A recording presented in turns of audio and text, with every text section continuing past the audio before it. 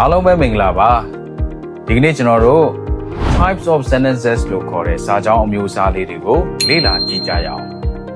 types of sentences လို့ကျွန်တော်တို့ပြောလိုက်တဲ့အချိန်ခါမှာဆိုရင်ကျောင်းသားတွေကိုမေးကြည့်ရင်အများစုပြောတတ်ကြတာဒီနှမျိုးဟုတ်တယ်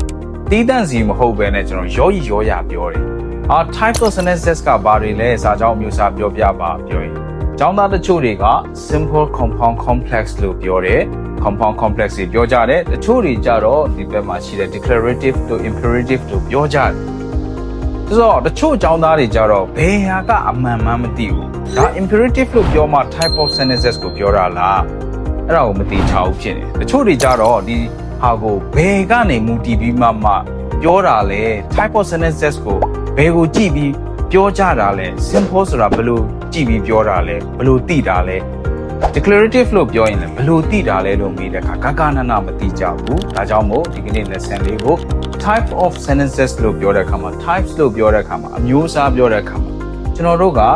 အခြေခံအားဖြင့်ဒီနှမျိုးကိုသိဖို့လိုပါတယ်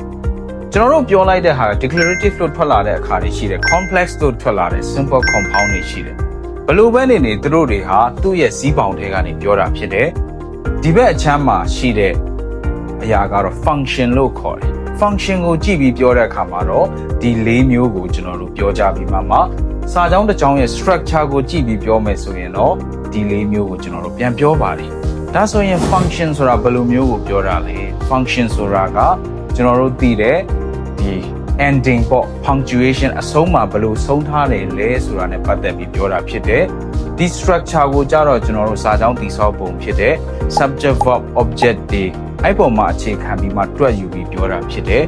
ဒီသင်ခန်းစာမှာတော့ကျွန်တော်တို့ function နဲ့ဆိုင်တဲ့အကြောင်းအရာလေးတွေကိုပဲပြောသွားမှာဖြစ်တယ် structure နဲ့ဆိုင်တဲ့ဟာကိုတော့နောက် video clip မှာသင်ပေးသွားမှာဖြစ်ပါတယ်ခင်ဗျာ